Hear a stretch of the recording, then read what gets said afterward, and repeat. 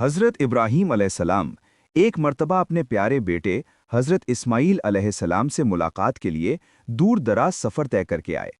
जब वो हज़रत इस्माईल के घर पहुंचे तो उस वक्त हज़रत इस्माईल घर पर मौजूद न थे। घर में उनकी बीवी मौजूद थी।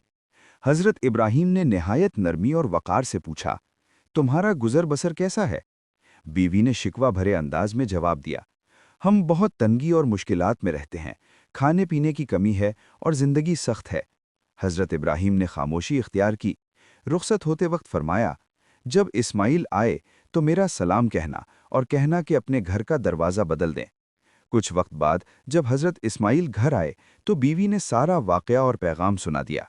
हज़रत इस्माईल फ़ौरन समझ गए कि ये उनके वालिद हज़रत इब्राहीम ही थे और घर के दरवाजे से मुराद बीवी का अखलाक और रवैया है।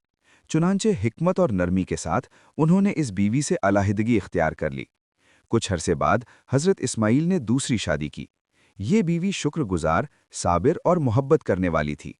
फिर एक मर्तबा हज़रत इब्राहीम दोबारा तशरीफ़ लाए। इस बार भी हज़रत इस्माईल घर पर न थे।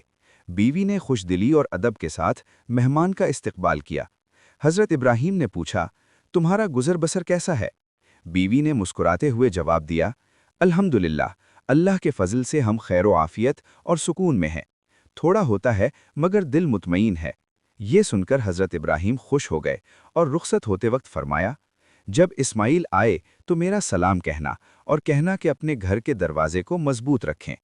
जब हज़रत इस्माईल वापस आए और ये पैगाम सुना तो खुशी से बोले, ये मेरे वालिद थे और घर का दरवाज़ा तुम हो जिसे मजबूत रखने का हुक्म दिया गया है।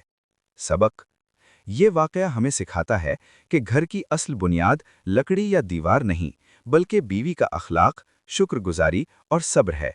शुक्र से बरकत आती है और शिकायत से नेमत छिन जाती है। जहाँ मोहब्बत और अल्लाह का शुक्र हो,